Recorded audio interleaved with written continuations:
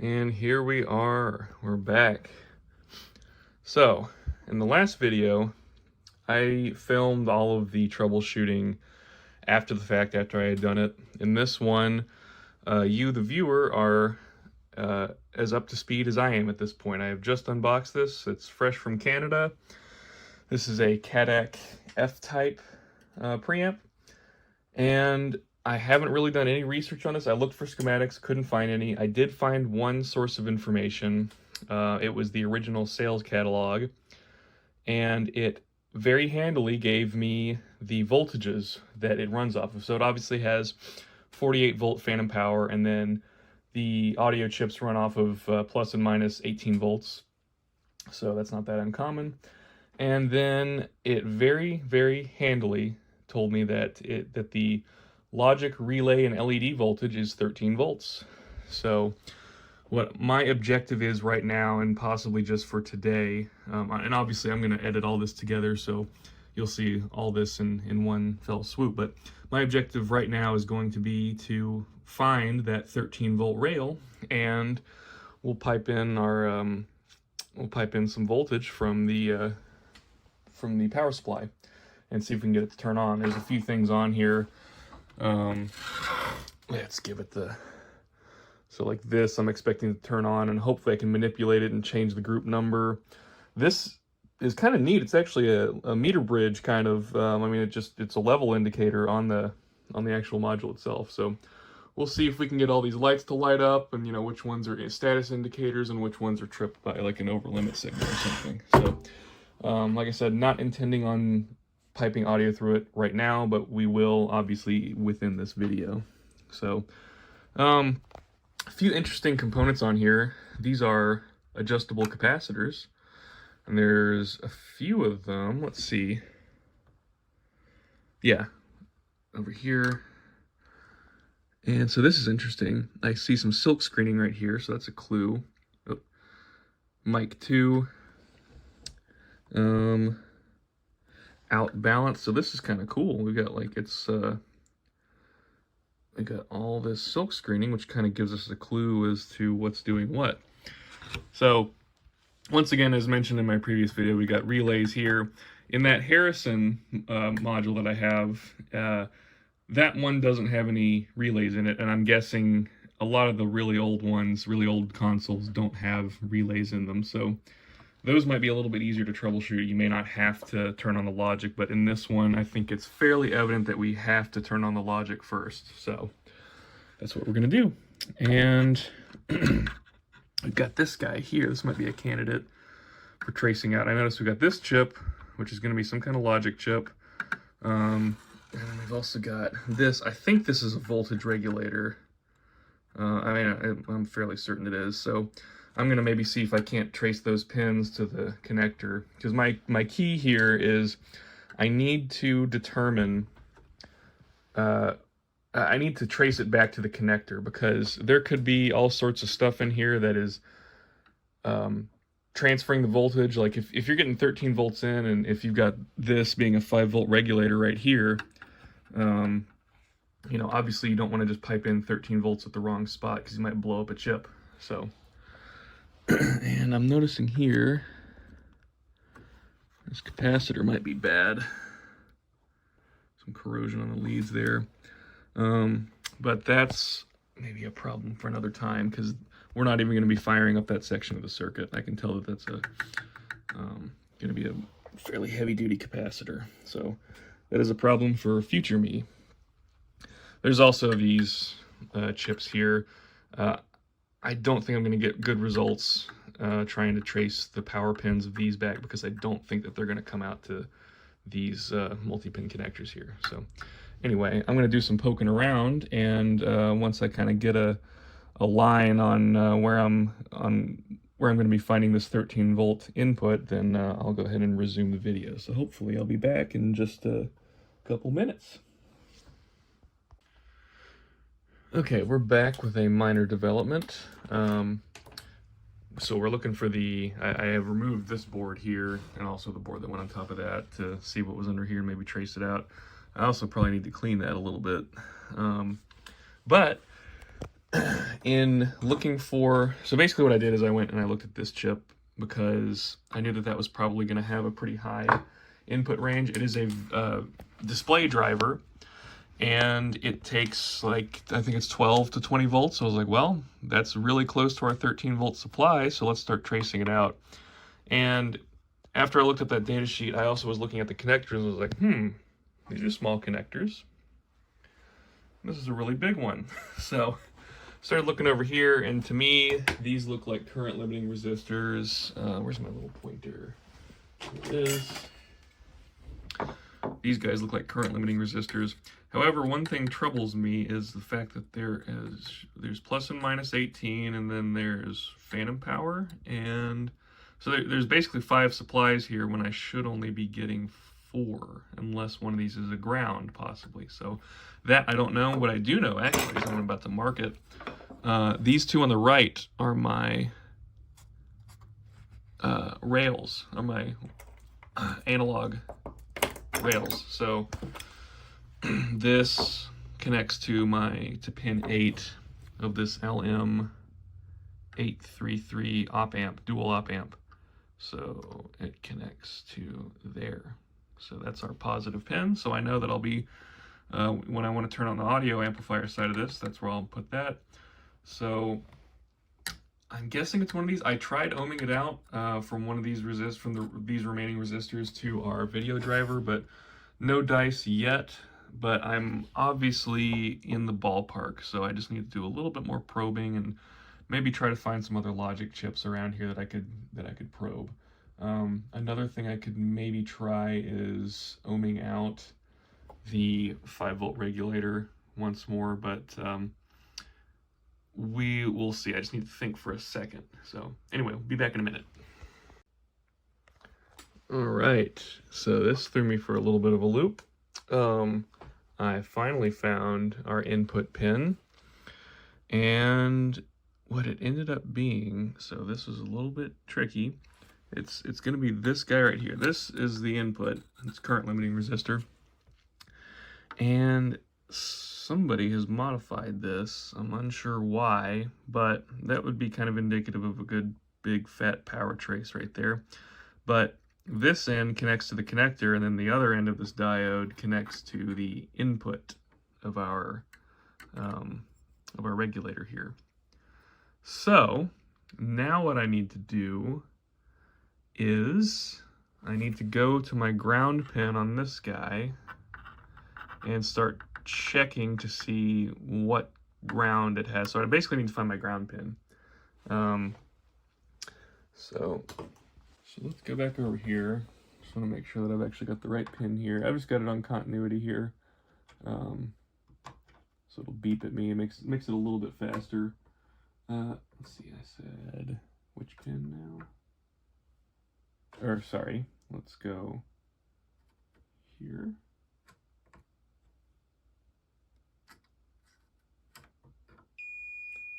There we go. Okay. Yeah, so it's that second to last resistor. So now I just need to determine the ground setup, because I don't think that the ground pin connects to the ground pin. Yeah, there's a difference there. So I need to verify where I'm actually going to put my power supply ground. So anyway, stand by. Okay, so I believe I have found my ground. I traced this all out. So this connects to the ground pin on the regulator. These all, you can all see them connect to this huge freaking ground plane. And on a side note, you can see how they've separated the grounds here. So I'm gonna guess that this is audio ground. This is logic ground. Our driver doesn't connect, and it looks like they've kind of isolated this ground. So I think we've got a third ground plane, but I believe it's going to have its own virtual ground. So I think what I'm going to do is I'm just going to connect, I'm going to connect up my power supply, my 13 volts to here. So this is our plus, and then this is our minus, or just the ground. So I'm going to connect it up there. Unsure of where I'm going to do that quite yet. I might do it here at the connector, because it's got some big fat tabs to clip onto. So Anyway, what we're gonna do is we'll hook it up and then we'll ramp it up really slowly and just make sure we're not gonna do anything crazy here. So stand by and I'll get this hooked up. Okay, we're back to the hooked up. I've got my power supply current limited to 250 milliamps, and we're gonna start at 0 volts, or 1 volt, I guess, and we're just gonna ramp it up till we hit approximately 13 volts. So I'm gonna go ahead and turn the output on, and I'm hoping that this 7-segment display is going to light up and give us an indicator that we're getting some power, or that something's happening. So, and I may need to, I may need more current.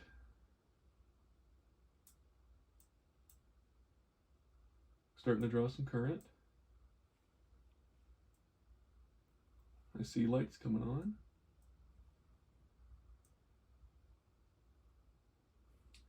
10, 12 volts.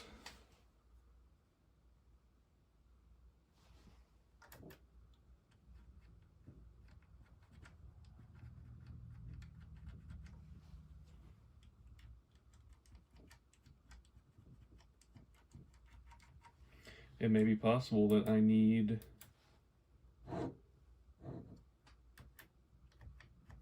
our regular power supply to run this. So we will see. Anyway, once I get that hooked up, I'll update the video. Oh, disregard, we actually got something here. I just had to power cycle it.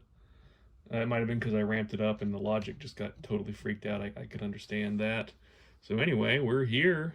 I think I can change my groups. Let's see.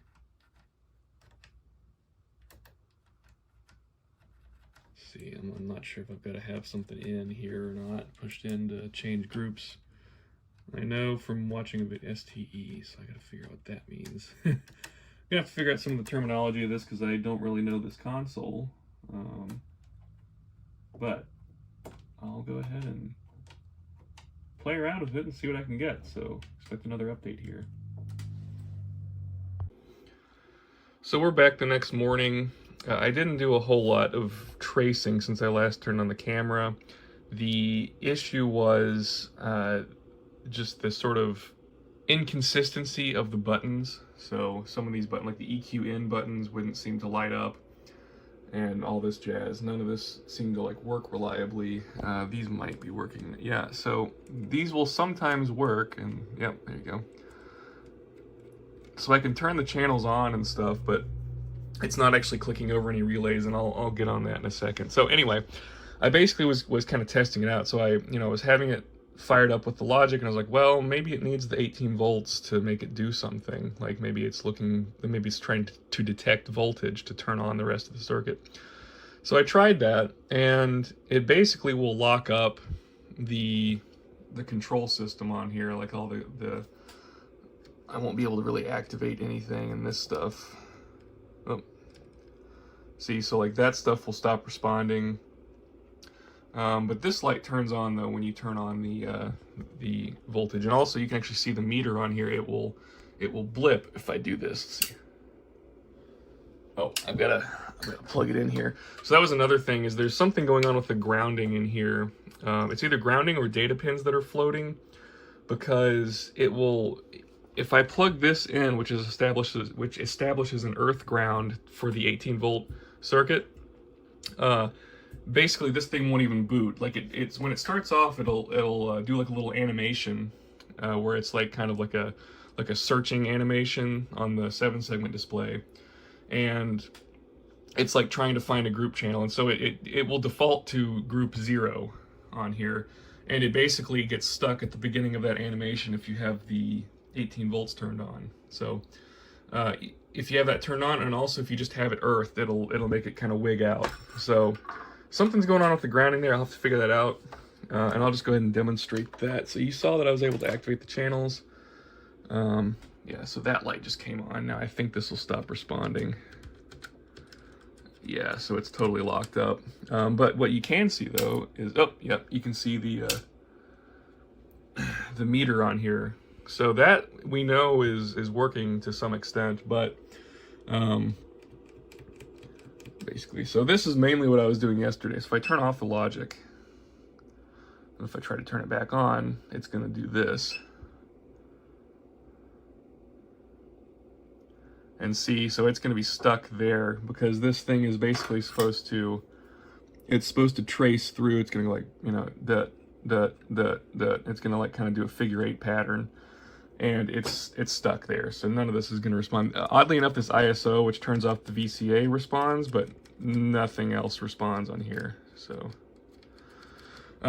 anyway, so what I decided to do at this point was, okay, well, this logic obviously has some stuff that I don't understand going on. So let's at least try to figure out where the audio is going, because we know that the audio is probably going to be working to some extent, and we're probably just limited by our relays. And so this might appear intimidating at first, but these are just relays for like your aux and subgroup sends. So I don't necessarily care about those at the moment. These I care about, which I believe have to do with the EQ. And then there's several relays under here. You can see that white box. So I did do some tracing, and also there is a small difference between these two boards. This one is surface mount, so the mic pre is surface mount, and then these are 8-pin dip. So it's the same design, it's just they've changed to surface mount for this one. I don't know why, but that's what it is. So anyway, I traced from the XLR jack, and I was basically able to get, it is indeed these two capacitors, that's for the hot and the cold. It came up through here, through this connector, and basically I just kind of shotgunned it. I clipped on a lead here, and then I just started taking my meter and the other probe and just kind of scraping across until I got continuity. So I traced it to these caps. This cap goes to transistor here. Transistor goes into op amp. So this whole, the preamp side of things is working, and then it's outputting signal. And so I traced the output of the op amp, and basically what I did with that is I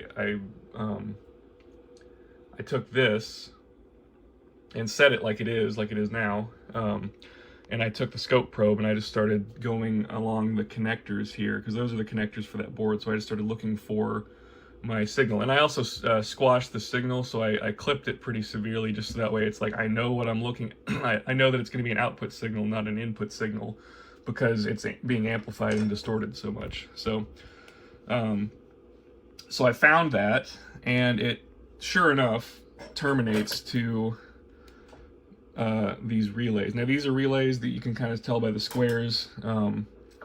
So I traced it to these relays, and the coils are all in parallel. So I think if I can figure out how to turn on those relays, I'll be able to get somewhere. So my next course of action is going to be finding what is controlling those relays. So a side note here, I did some more probing on the relay coils. I had looked at the coils last night, and I was just repeating the information this morning, and I guess I neglected to look at the other side of the relay coils. They are not connected in parallel.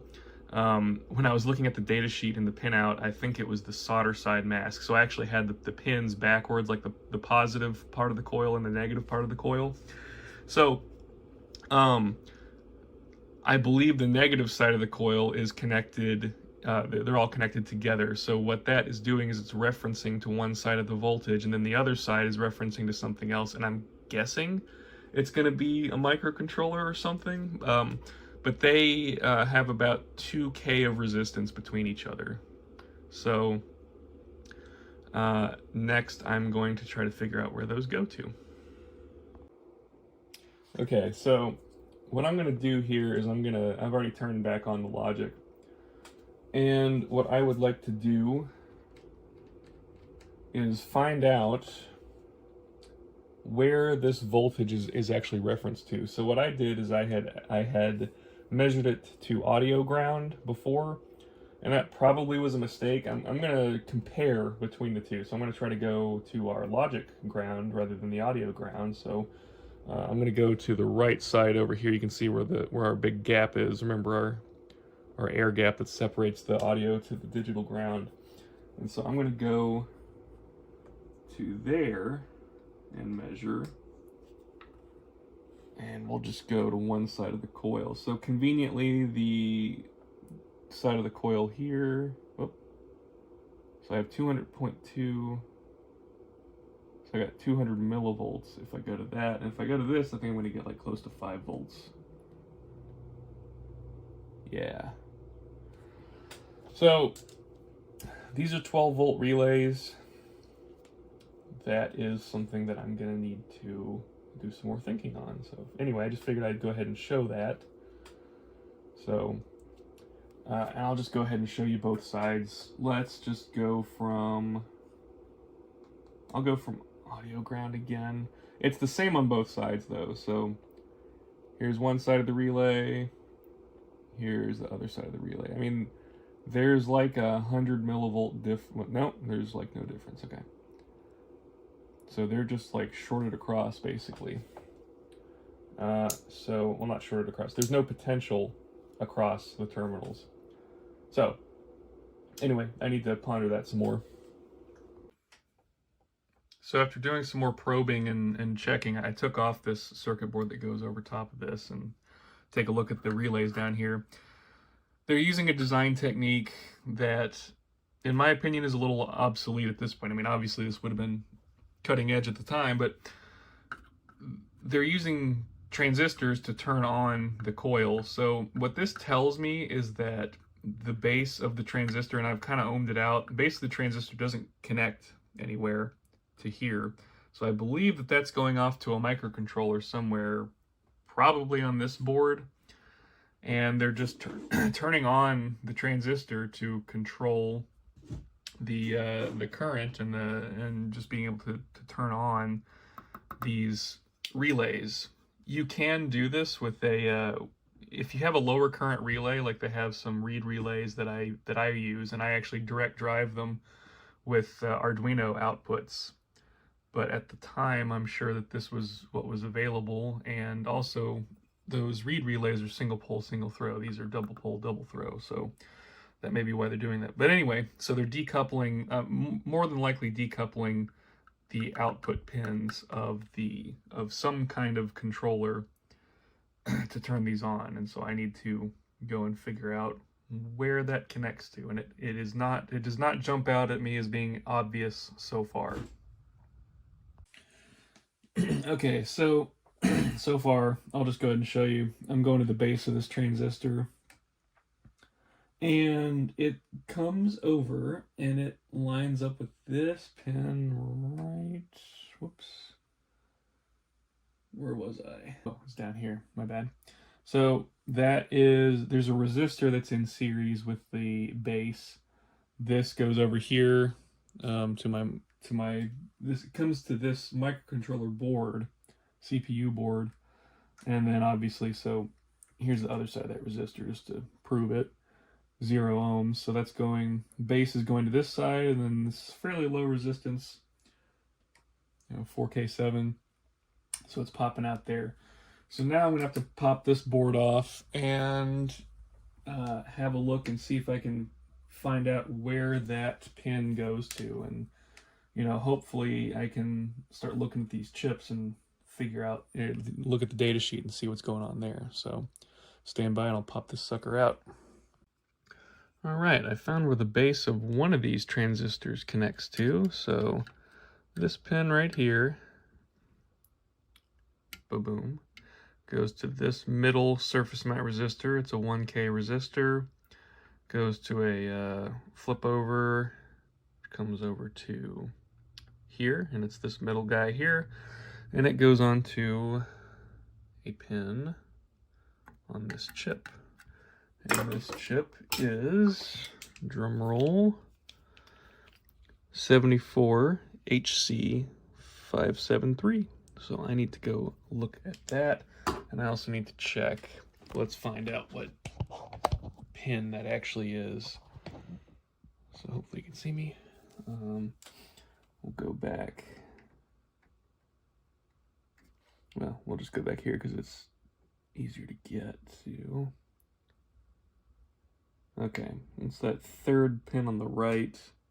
That's gonna be however it's the third to the last pin. So however many pins this thing has, I can't count it, but it looks like it's like a 20 pin chip, something like that. Anyway, I'm gonna look at the data sheet.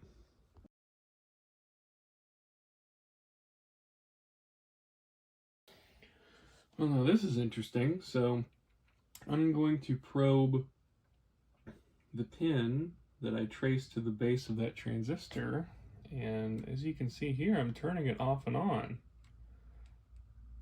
So that is an output enable, and I'm toggling it off and on, so it's still not toggling the relay. That must be a clue for something. So should be able to see the meter there. I'm hitting off, on, off, on. So that's for channel 2. Very, very interesting. So another update, kind of more of the same. I am basically trying to, here's what I've figured out so far. So we know that that chip outputs a high signal of 5 volts. Straightforward enough.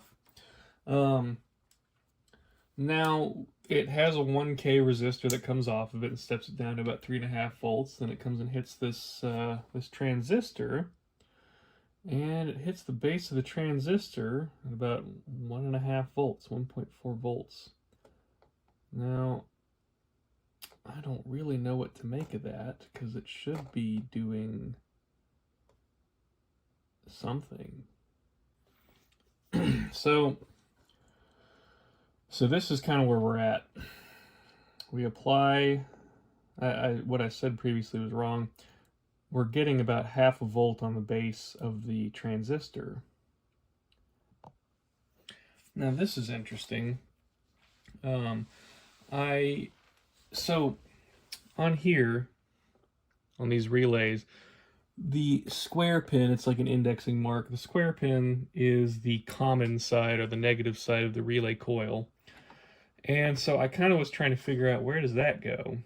And on a lark, I was like, okay, well, maybe there's a voltage I'm missing, because remember back at the power input connector, there are 5 current limiting resistors there, and we only have 4 power supplies. So, so I checked that out. And what do I find? But I find that it connects to, this actually shows that somebody's modified this somewhat. But this pin right here on the unmodified board down here,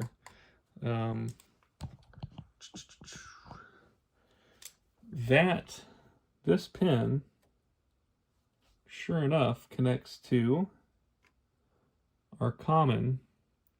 And what I'm measuring there is just the side of that current limiting resistor, like 2 ohm resistors. Let's see, so if I go, okay, so it doesn't go to that resistor. It goes to, there it is on the other side of that. So that's supposed to be referenced to positive 13 volts. And you would think that the transistors are obviously going to manipulate that somehow. They're manipulating that 13 volts, and they're doing something with it. They basically need to allow the current to flow to ground, I would think. I mean, that's how you would use the transistor. So it needs to allow it to go to ground. And so these are hooked up. The collector is hooked up to the positive side. The collector of each of these transistors is hooked up to the positive side of the relay coil. So it needs to allow it to flow to ground. However, the emitter side is not grounded. I don't have any continuity to ground. So that might be something to figure out. Anyway, stand by. I'm getting closer. And we're back on day 2. So I have finally figured out what was going on. I was indeed missing a voltage, and it appears to just need a bridge between these 2 pins. So basically it's like I said, it's a transistor, it's a relay driver circuit using transistors. And I don't know why they have two separate power input pins, but if I just jumper them, check this out. We'll hit the power here. So this will all come on. My LEDs finally actually work. So got all those. However, my logic is frozen. So I need to figure out what's going on with that. I'm sure it has something to do with the logic. See, like even the 48 volt phantom power switch works. So my logic is still frozen up, and I can kind of, let's see. There we go. I can sort of trip it into going to that state, which it's trying to boot, but it won't. So we're very close now. Very, very close. And we're back another time now. I've just booted it up. I'm still having some issues with our audio ground, so I need to maybe look into that. But this thing is now working, so check this out. The fader is trying to kick over. That's going to need replacing. If I even keep it in there, I don't know if there's a reason for me to keep it, but check it out. Listen for the click of the relays. I'm turning the channel on.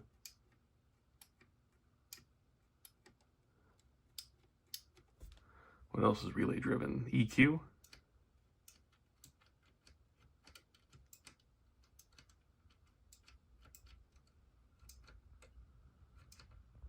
Okay. PFL. I've got that unscrewed. I'm not going to try to bust that right now, but PFL. There's the sucker all lit up. See if I can get some audio to it. Stand by. Okay, got this guy booting up again. I think that this thing is going to need some kind of a soft startup for the 18 volt supply. So there's the motor trying to go. But what we'll go ahead and do is we'll go ahead and hit. Oh, I got to plug it in. Keep in mind this is going to freeze it up, I believe. Let's see. Now it's responding. Okay. Yeah, so it still goes through that boot sequence and it's trying to turn on that fader, and it either gives up at some point or it nulls out, whatever the case is. So anyway, let's go ahead and hit it with some juice from our audio power supply. Now, again, this is going to freeze up, I think, because of the power on transient from this guy. So, but I've got it to work. So, look how badass that is. You don't see that anymore. You don't see a freaking meter bridge on the channel strip itself. Just trying to see if that fader works. But the gain knob obviously works, goes into the red. How cool is that?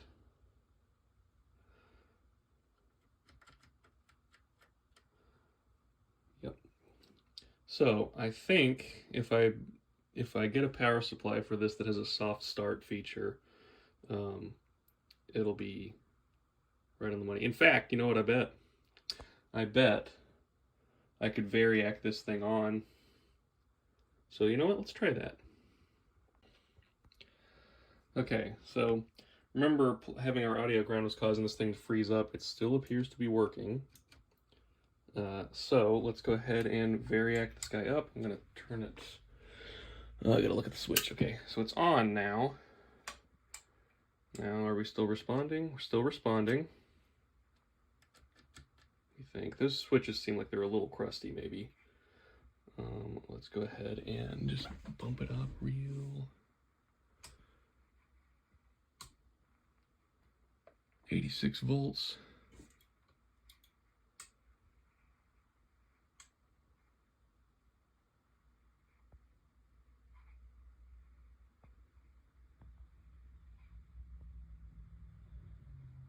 $118.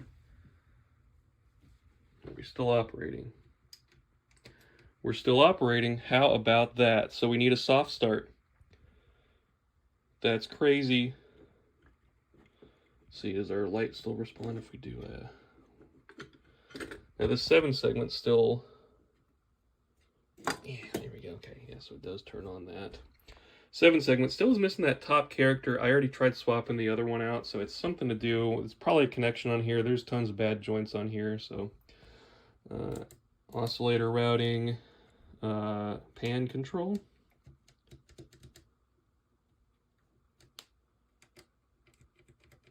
We've frozen up, so back to the drawing board. Okay, so this is going to be the end of the video. Here it is all lit up. These PFL lights look pretty sick in my opinion. I think that's pretty neat. But yeah, we're going to end here. The takeaway from this, really, what I ended up doing is I talked to my dad, who is also an electrical engineer, and he was telling me that, you know, sometimes with these automated layouts, because this is most assuredly an automated layout here, that sometimes the connection, if there's a connection that needs bridging, it will happen in the actual connector itself. So what I ended up doing is, as you remember from a couple clips ago, I did that top side connector, and then also I just took a ball of solder and I globbed it on there. That connects basically the common connection at the emitter side of the transistor. So I basically had to bridge the top side, so the positive side of the relay coil, I had to bridge that to 13 volts, and that's what that jumper was. And then I have to take the common side of the transistor to digital ground, and that seemed to actually fix a lot of the startup issues. The audio ground or the audio startup is still causing some issues, and I think that this is responding sluggishly. And the reason I say that is because I kind of have to like jam this like that. Like I got to hit it a few times. It's like the polling rate or whatever's going on, like looking for an input, is really slow. So I might need to check the clock speed. This thing has a crystal oscillator on it. Let's see. So I don't have to flip it back over. I mean, this is an old Intel CPU that it's got, so I might need to check that, but best I can tell, it's going to be passing audio, so that was interesting. I don't know why they decided to have two inputs for the 13 volts and then why they both have current limiting resistors. The only thing I can maybe think of is current limiting for the logic and then current limiting for the transistors, because the transistors are theoretically switching more current than the logic. So that might be some kind of logic and, like, you know, heavy lifting power supply isolation, like semi-isolation, just, you know, so so it might indicate, it might give some protection to possibly the incoming power supply. I'm unsure of that. So, but that's kind of what my gut says. So anyway, let's do one more clip, and I'll set this up with the oscilloscope and show you that we're amplifying. Okay, here's the O-scope. Now this has a balanced output. I'm gonna figure out exactly what I want to do about that. Both sides look the same pretty much, but check it. Here's the fader. Kind of have to fudge this because I got it out, but reduces the volume, and then we can just absolutely clip this thing within an inch of its life. So that's the gain knob. So it's working. All right, we're gonna end it there. I will most likely do a part 2 update to this when I have it racked and everything, and power supply and all that. That'll probably be a separate video, but that is just gonna take us through the steps of you know, what we were of how to get this thing passing audio. So I really just missed a bunch of it because I didn't expect those pins to be wired in parallel, because they had such, if you measured them to each other, there was, you know, some kind of capacitive isolation between them. So, I mean, it was measuring a capacitor between them. So I was like, well, that doesn't seem right to do that. But anyway, I hope that was an informative video, and I'll see you in the next one.